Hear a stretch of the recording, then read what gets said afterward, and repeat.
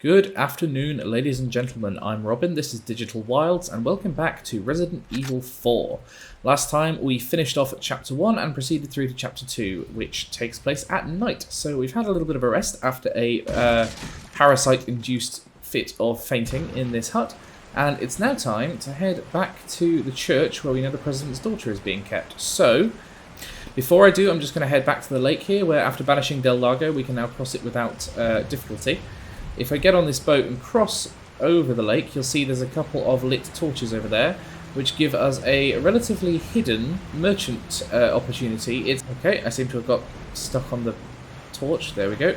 Here we are. So he's set up shop in this cave, seemingly out of the way of anyone who might be a potential customer. But this hut must have taken a significant amount of effort to build. It's not exactly small, and crucially, if we head around the sides here, we can smash all these barrels and gather some free treasure. I'll also push this box out of the way. You can tell, because like in old Looney Tunes cartoons, it's got a slightly different appearance to the background objects, which mean it can be interacted with, which is rather nice from a player interaction point of view, but does make the game look a little bit cartoonish. So we push that box out of the way and climb this ladder, and we have another little game of soccer barn as we shove these boxes around in order to access the rest of the roof. But this gives us this barrel. If we smash it, it gives us some treasure and further opportunities here, such as the green gem, which, if we go to our treasure screen, we can combine with the elegant mask for an elegant mask with the green gem. Now, sadly, I haven't managed to get the yellow opal for the beer stein yet, but rest assured that will be something I try and do during Chapter 2, where I believe it is available. There's new upgrades available for the handgun, the Punisher, the shotgun, and the rifle. I will sell this TMP ammo, but I think that's the only thing I've got available for now. The handgun, we're getting a lot of use out of that, so we'll take the firepower a little bit higher and the capacity up as well. And I think the shotgun's our second most useful weapon, so not quite enough to upgrade the firepower from 4.5 to 5, but we can upgrade the capacity to 10, which is nice because we don't get caught out without it being fully loaded. So back to the boat, and we'll head across and get on with the plot. So with our handgun duly out, we can see that we are up to a nice 16 rounds of ammunition, which is very, very good. We will soon get an opportunity to test that out, so we'll see how much better that is in actual combat. Now, unfortunately, we're about to encounter a new gameplay mechanic here.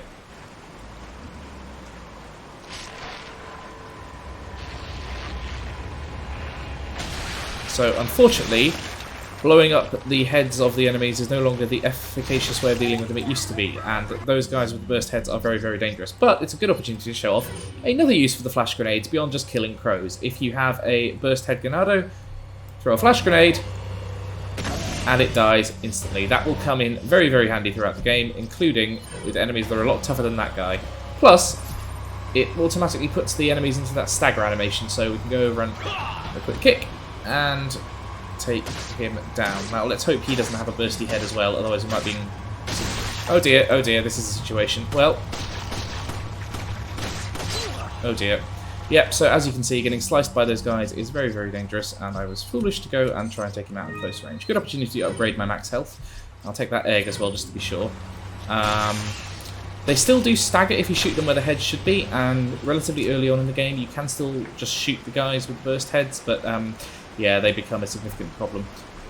Fortunately, we don't have to deal with any for a minute or so while we regain our bearings. So we'll head over and jump across this very fast-moving river over this waterfall, which could be a bit dangerous in my view. So head over to this ledge and we begin to see the next arena that awaits us. So we have these rotating cranes with crates, we have a large gap that needs to be crossed, and we have some kind of netting there. So it doesn't take a genius of games to figure out where we're going from here. So quickly shoot the crates, or shoot the chains holding the crates, I should say, and they should drop neatly into place. We'll rappel down this rock face, find ourselves in another quite close-in combat arena with some unpleasant gentlemen who wish to throw objects at us. So not every enemy, when their head bursts, turns into a spaghetti creature. That guy didn't, and they're kind of scripted, so you can usually sort of tell. Like that guy who we ran into earlier always has his head burst, but it's not always guaranteed. So switch over to the shotgun just in case we need to do a large amount of damage quickly. So we've got these machines here. If we can head over here and climb up this ladder, I believe there might be some kind of treasure to be got, or at least a good platform from which to do some shooting. So smash this, take the pesetas and the handgun ammo, and we'll hop back down. Chapter 2 is when the game starts getting properly Resident Evil-y, with lots of puzzles that are relatively obvious but involve intricate machinery and so on. So we'll pull this lever, and that will divert the water flow, which clears a walkway which we are looking to climb down soon. The turning of machinery also gets those gears working and closes off the water flow up here. So it means that waterfall shuts off and we can get through that tunnel. Unfortunately, it means things can also get out of the tunnel at us. So we are now no longer in fun puzzle-solving mode, we are in dangerous combat mode. So before they arrive, got to quickly smash this barrel, get some treasure, which is nice but not ideal. I was hoping for ammo, and head over here. So the same situation as before will apply when those guys appear. If they're jumping, they can be shot and they should die instantly. So the goal will be to, here they are, gonna retreat across to this box and, okay, hopefully we can take those guys out. Quickly turn, and there they go, off they fall. Yeah, this is the way. Uh-oh. Oh, we've seen the getting set on fire animation, that's a first. And you have, oh god, oh, this isn't good. That guy has the eyes that I think imply that he has a bursty head, which might be an issue. So I'll quickly take this brown egg. I don't think any more are going to come up behind us from this way, so if I can let them get a bit close. Oh yeah, bursty head. But a shotgun blast at close range takes it out in one hit, so it's not too bad. Okay, so we seem to have stabilised the situation. Go back over to the handgun. And, oh, he started covering his face, has he? And he goes down. Now, he had the same eyes as the guy with the torch, but his head didn't burst, so that might not be a guaranteed sign. And with the ending of the spooky music, which sadly you will have missed in the last episode, me explaining that situation because the music did not load, my apologies for that, it does mean that there are no more enemies in this area, so we can now explore at will. Now we'll see what we get here. That's the amber ring, which is another standalone bit of treasure. That sells for a reasonable chunk of money, so we can get ourselves some upgrades next time we meet the merchant. Hopping back over here, I seem to recall that there was there's a treasure in that little nook up there, so if I can shoot that down, then that will get us some more pesetas as well. In this case, it's just another spiner. So before we head through the mystery cave onto the next bit of the game, we need to climb up here and make sure that we've cleared the place out of treasure. In this case, I think it's just this barrel. And it's a green herb. Okay, so nothing brilliant, but useful given I've taken some damage. I'm tempted, in fact, to take that now, because I think there is more combat coming up. And we've still got a full health spray should the situation get desperate. Also, just going to quickly reload the shotgun so that when I pull it out, it's as loaded as it can be. Still only have 4 rounds, that's a bit dangerous. And quickly reload the rifle up to 7. So back to the handgun, which is amply supplied with ammo, and into the cave of mysteries. Now, there are these little nooks in the walls that don't appear to contain any treasure, although it's, it's the sort of place where it should logically be. Now let's take this insignia, which you'll be delighted to know we've already seen the place where that goes. I've obtained an object that resembles a cult group's insignia. Wonderful, Leon. Head back to the church. Ashley's safety is our immediate priority. Yeah, so after a bit of a roundabout couple of episodes, we are ready to head back to the church. Now, this being a Resident Evil game, I suspect it won't be as easy as all that. So back on a boat once again, this time, I think the same model because it has the harpoons in it, although obviously you don't get to drive it. And we are, back to the merchant. So let's just quickly drop by and see if now that I've got that treasure, I can afford to get any more upgrades. Firstly, the firepower upgrade for the shotgun, and capacity upgrade for the rifle, always nice to have some extra bullets on hand. So now that we are in the dark, this place looks a lot spookier, and we will soon see why.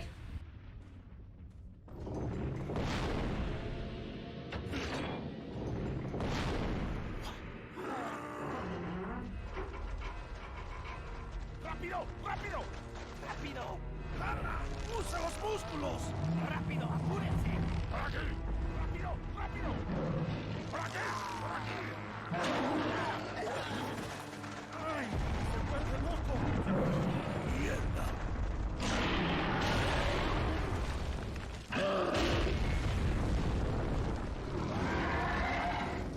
So at the end of the last episode, we heard mention of El Gigante. This is him. He is a giant, and he is unfortunately not our friend. So, for the second time in 2 episodes, we have a boss fight on our hands.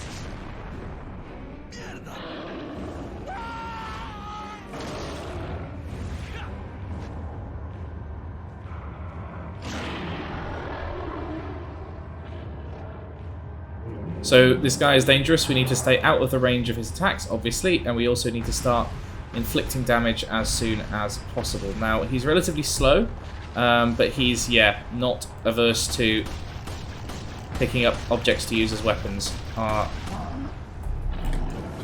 Fortunately, our main method of dodging is to use the action commands, which are not too difficult to do on the PC, but he's also, given to large-scale close-range attacks like that.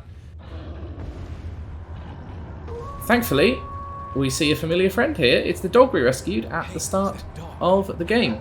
Now, because we did that, he's able to come and help us in this battle. And I hope he's okay. But he will distract El Gigante while we start inflicting some damage. Now, fortunately, he's good at dodging his attacks. But because we've shot this guy enough, you see the parasite, what's called the Plaga, will emerge out of his back, and we can use the action command to get up there and do some damage to this guy with our knife. Now, if you're later in the game and you've got more powerful weapons, you can actually also shoot the Plaga and possibly do more damage than I can inflict with just the knife, but for now, I think that is the best way of making sure that the guy takes the damage he should. Now, while he's busy chasing the dog, we can keep piling some damage on him. I don't know if there's any additional locational damage for hitting him in the head, but I'm just going to quickly get out of the way so that I don't have to find out what his damage is to me. Now those huts, you remember earlier I took the treasure out of them, and that's because if they get destroyed, they yield more treasure, but they also, any treasure that's in them at that point will get lost. So as well as taking the green herb and the spinal, I'm going to get over here and do another big knife slash, this time with the X key. So that's 2 rounds of slashing down, and 3 is the magic number with video game bosses, so hopefully, for too long, we'll be able to get this guy down. Just going to quickly run over here and grab the handgun ammo and the treasure. TMP ammo, which I don't need, but which can be sold. Unfortunately, he's not managed to get baited by the dog this time. Oh, maybe this time though. Oh no, we've got another tree. Okay, well, all we can do is start plinking away at him with the handgun and dodge his swings. Sadly, shooting him in the groin does not help, but we can dodge underneath his legs, which is helpful. I'm always left wondering who bothered to stitch those pants for him, because it must have been, you can't just buy those in a shop, and so there must have been somebody who was getting pretty sick of the sight of what they were seeing otherwise, and decided that he needed some modesty. With that, El Gigante goes down. And we didn't manage to take a hit during that boss battle, which we can largely be attributed to the dog. There is, however, one final action command as this guy falls over. Oh no, apparently not, because in this version it happens in a cutscene, but in future encounters with El Gigante, spoiler alert, it will involve us having to dodge out of the way. So with that, the gates lift, and so we can now proceed back through. Now, over here, let's just quickly clear out the boss arena. We've got some handgun ammo and a red herb, which is very nice. And in the one remaining hut, we've got the spinal, the shotgun shells, and some more pesetas. Now, I'm just going to preemptively actually head back over to the shotgun, because I seem to recall it is shortly going to be required.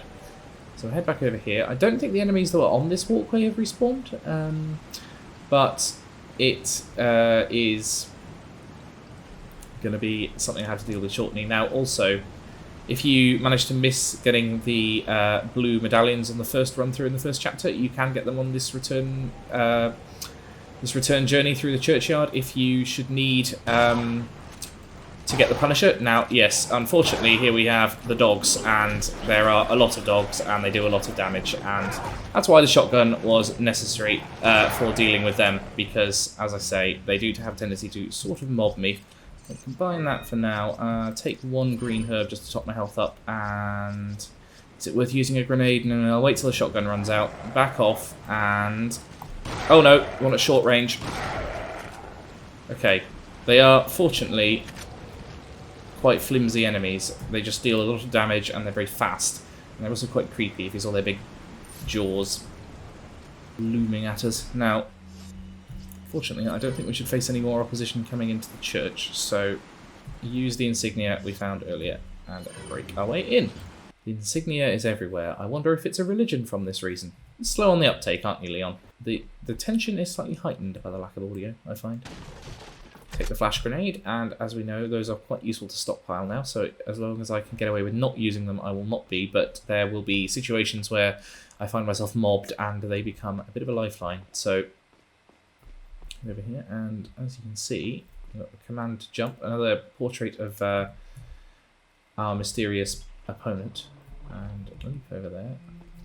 So some paintings of him, you can remove them and there's gold behind them, but I don't think this is one of them. Now, what we have instead is this mysterious control panel, which lights up this incredibly pointlessly intricate system of projection, and we have to line up to make that religious symbol in the middle. So let's give this a go.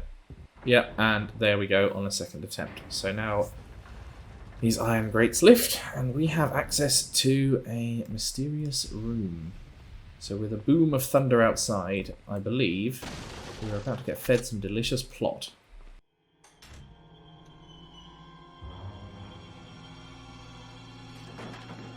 Ashley, Don't come! hey, take it easy. No! Get away! Calm down. Everything's going to be just fine. My name's Leon. I'm under the President's order to rescue you. What? My father? That's right. And I have to get you out of here. Now come with me.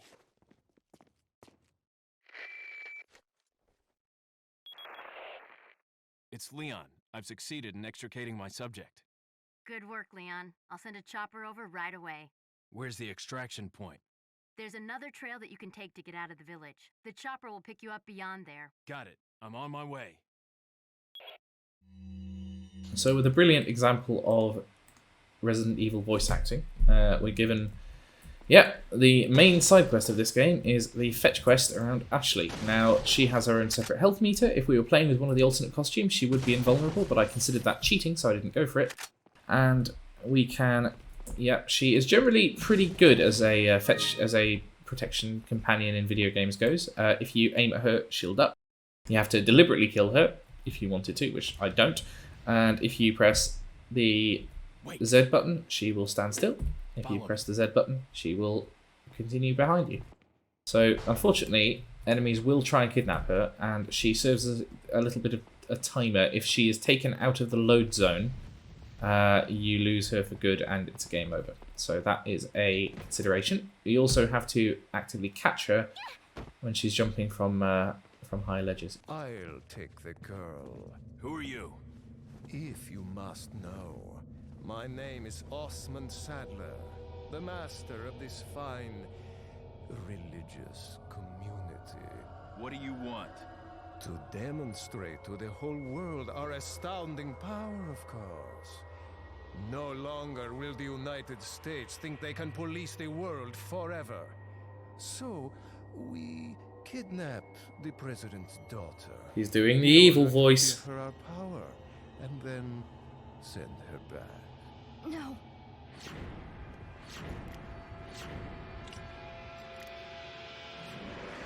Leon, I think they shot something in my neck. What did you do to her? We just planted her a little gift. Oh, there's going to be one hell of a party when she returns home to her loving father. But before that, I thought I might bargain with the president for some donation. Believe it or not, it takes quite a lot of money to keep this church up and running. Faith and money will lead you nowhere, Sadler. Oh, I believe I forgot to tell you that we gave you the same gift. When I was unconscious. He's only just figured it out. We like our small but special contributions. When the eggs hatch, you will become my puppets. Involuntarily, you'll do as I say. I'll have total control over your minds. Don't you think this is a revolutionary way to promulgate one's faith? Sounds more like an alien invasion if you ask me.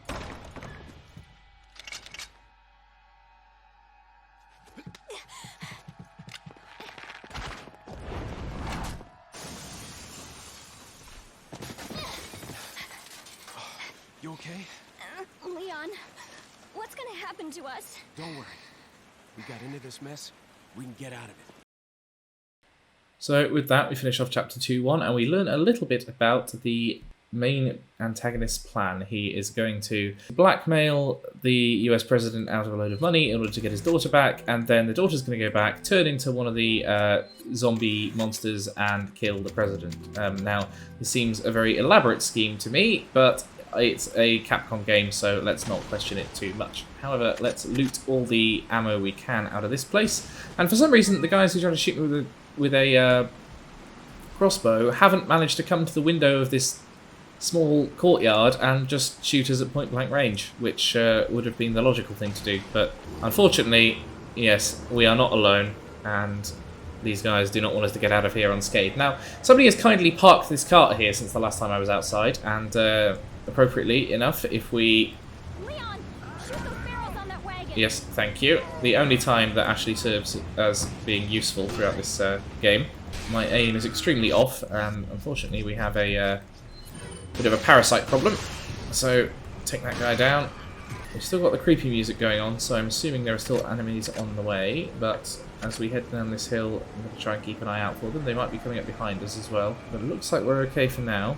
Last time we were here, we didn't get to go in this little hut at the side, where I fear there might be enemies, but I don't think there are. Break open this box, get some rifle ammo. There's a good sniping spot there, if you wanted to, and we'll get the money as well. So, head back this way, and I believe there's a merchant down here, which is a nice respite. And hi, merchant, this is Ashley. Ashley, this is merchant.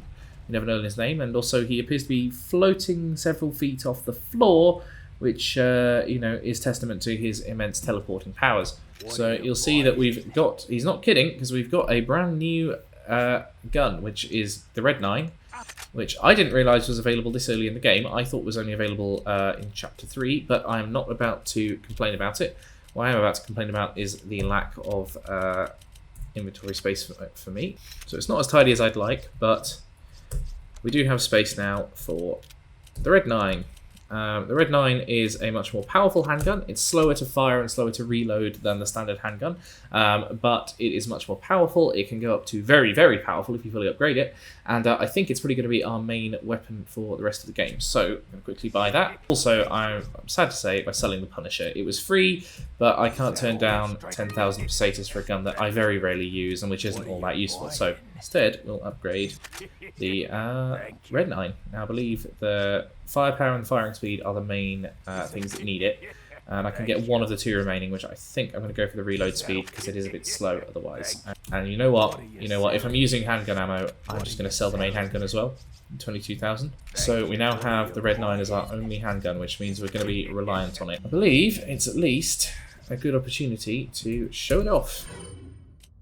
So this is the handgun. It's a German Luger from World War I, and it has a very cool sort of boxy design. I've just blown up this lamp again, but it seems there are not more treasures to be found, sadly. So those who've been following the map of this game will realise that we're going back towards the village, but it's not quite as simple as going back the way we came, because you'll remember the road into the town was destroyed on our way in with the two policemen, who are now sadly barbecued and eaten by the giant fish, respectively. So we do, however, have a typewriter, so I'm going to drop a quick save. So there are still enemies in the village. We don't have a big mob battle like we did before, but there's a guy over there who you'll see in the darkness. It's a good opportunity to test out the Red 9. So the same approach to combat still applies. We attack, kick, slash, repeat, but being a bit careful now that we're in the dark to keep our distance as much as possible, bearing in mind that their heads can burst now as well. So we head back over here, we can back ourselves a bit into a corner, and his head bursts, but because the reticule doesn't form a dot over him, we know that he is actually dead and not about to become a head burster. So we get to show off the unfortunately quite slow reload speed of this thing. A couple of headshots, contextual button mash, and he's also not a head burster. Excellent luck. She's not either. and nor is he. We did very well there. You'll see from the from my experience with the Red 9 so far, it is very, very good at popping heads at short range. It's got a much higher power rating than the original handgun, and it can go much higher in terms of maximum capacity as well. So they have blocked off the way with these lovely bear traps, which I will be slashing appropriately, and keeping her at some distance, bearing in mind how dangerous that the torches can be. Ashley has unfortunately been taken, which means that we need to shoot the guy who's carrying her. They're not generally trying to kill Ashley as much as they are to just take her back so that we can't rescue her. But the result is effectively the same if she does manage to get carried out of the area. Now that guy is very dangerous because he's in range of Ashley and has a head burster. So this time calls for our flash grenade, I believe. So down he goes. She has managed to be set on fire, and so I believe we've managed to take out all the guys who were threatening us. That was a bit dicey there. Ashley's health is concerningly low, so I'm going to give her a healing item to get her back up to full. Her health bar is not big, but it can, as with Leon's, be expanded by the yellow herbs. I believe she might have been hurt because she set off one of the bear traps. That would not surprise me. So back to the farm, and we get another mechanic for Ashley here, which is we can very helpfully tell her to hide in a bin, which makes her invulnerable from enemies. The bad guys have come back, so they are going to need to be dealt with. In fact, it's a big enough area, this might be a call for the rifle. Hopefully invite this guy over for a frank exchange of views. So we'll keep an eye out for the others here so they don't come and impale me all at once. Yep, there's one. Okay, I think he goes down. Yep, there's no head burster there. You come to learn the animations for the ones whose heads are going to explode after a little while, which is kind of handy. Right, one of them just yelled, but I'm not sure quite where from. So, yeah, he's up there. So I don't think he can path his way around and come and find me, but I can shoot his head off still. Oh no, maybe it was you. You are a bit more dangerous. Okay, another one yelling. There always seem to be more of them than I remember. Trick shot through the fence there. Unfortunately, didn't blow his head off. And we got this guy who's coming up on us. Yep, from the barn. So he's a head burster because he didn't stop running. Right, over to the shotgun. I don't have any flash grenades left. You effectively want to kill the head bursters by using large amounts of concentrated damage at a single point, which means that the rifle is good for it, the more powerful handguns are good for it, the shotgun is not good for it because it results in multiple hits. And she's a head burster as well, lovely. But 4 shots from the Red 9 takes that out. Bear traps here, which seem to be more for the benefit of hurting Ashley than they do for challenging me, because I know where they all are. If we can clear those out, I'm wondering if any of the treasures in this barn, which you'll remember from episode 2 were particularly well stocked, yep, they have come back, so that's nice. No snake in that box. So I think I'm safe enough that it's worth calling Ashley over. So, like Scooby-Doo called to construct a sandwich, she will come running, head up this ladder. She can climb up ladders, she just can't climb down them on her own. Of which, to be fair, neither can Leon, he just has the leap. And this now is the gate, which we couldn't get over earlier because it was too high. But because there are 2 of us, we can now find a way. Now, we can have the option to piggyback. So, sending Ashley alone into a new area where I can't possibly rescue her for a moment is a questionable decision, but one that pays off in this instance. Thanks, love. Through we go. And, yeah, here we come to another merchant, which might mean that something big is coming up. Thank you. Come back anytime.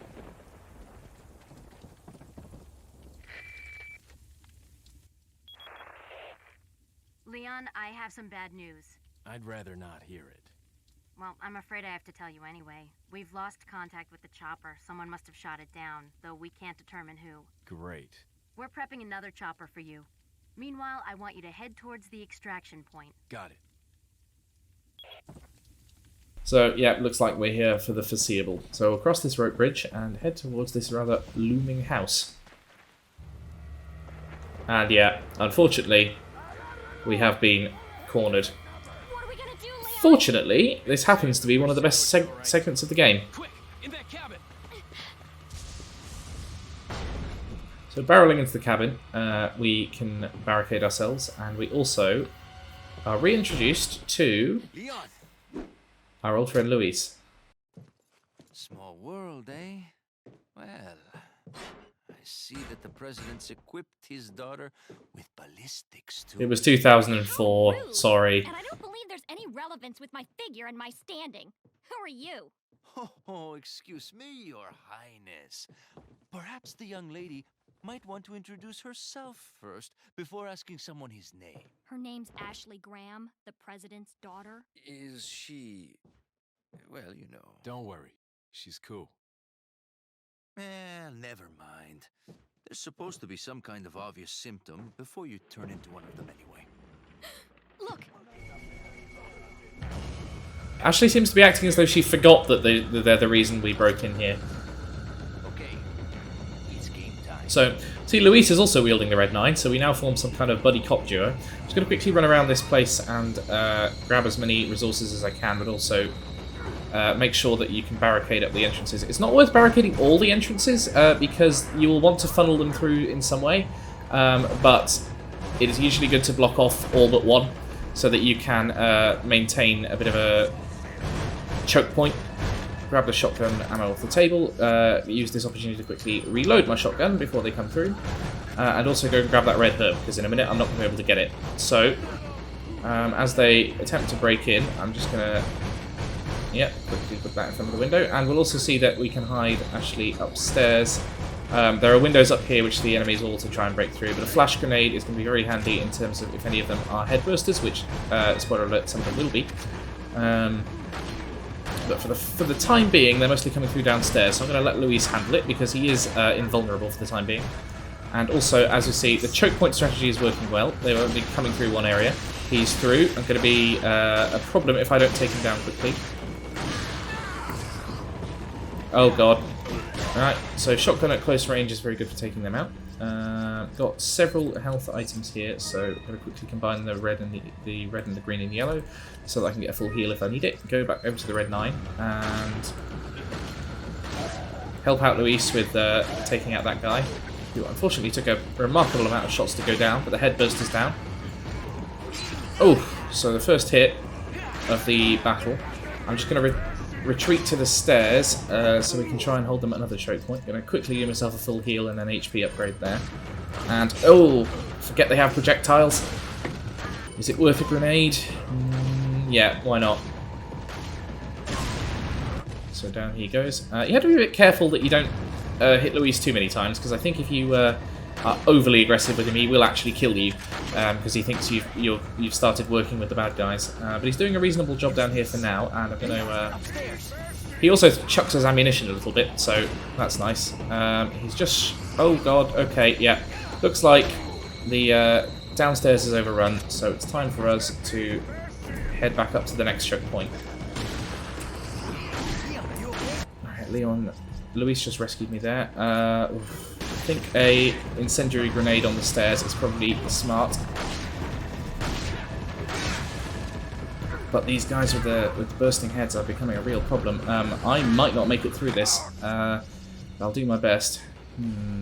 I think, yeah, if there's going to be more than one of them, a flash grenade is going to be helpful, because it will burst that guy and it will also stagger the others, which will let me get a proper grenade down the stairs,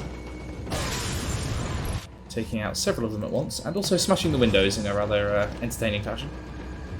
That guy is a headburster, I think. No, he's good, he's good. But this is not the end of it by any means just yet. There is more to come. Yeah, they come. There will be ladders, and with the ladders there will be enemies, but we can kick the ladders down, which helps keep them back for a minute. I don't think we can go full Helm's Deep and actually kill them by kicking the ladders, but it can be quite helpful. Right, Luis takes that guy down. I'm just going to remove this from the equation. Thanks for the ammo, Luis. That was good teamwork. And down goes another guy. I believe there's a timed element to this. I don't think you can just kill them all. I think it's just a case of surviving until you are considered clear by the game. Nice try. Man, this never ends. It goes on and on, my friend. And they all seem to be the same 4 or 5 guys as well. Strange that. One last test. Sod it, why not? So over to the Red 9 for some precise shooting as my shotgun ammo is starting to run out. I can shoot down from the window and hit them, but it's a little bit difficult to aim down in this game. And that is that.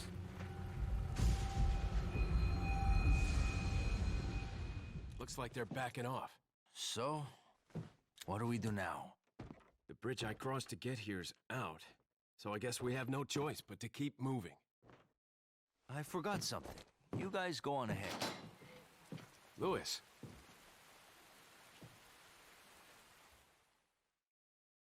So with that, I think we've reached a natural breakpoint for this episode. I'm going to drop a quick save and we'll see if there's any cutscene to start the next chapter. But for now, we have, I'd say, passed the first act of this game. We have Ashley, the President's daughter, is in our hands, but unfortunately there's a long road to go until we can get her out of here. She has been infected with the virus, with the parasite, just like we have. And yeah, fortunately, we are safe for now, having fought those guys off, and with the help of Luis. So next time, we will head forward to finish off Chapter 2 and proceed to the game's midpoint.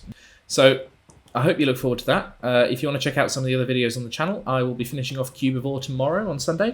We've got Darkest of Days, which is proceeding towards the end on Wednesdays as well, and there'll be a very special one-off video coming another time this weekend. Possibly might already be out by the time you watch this. So anyway, check those out. If you want to subscribe or drop me a couple of quid a month on Patreon, that would really help me keep this thing on the road. And for now, I will thank you and say see you next time. Thanks very much.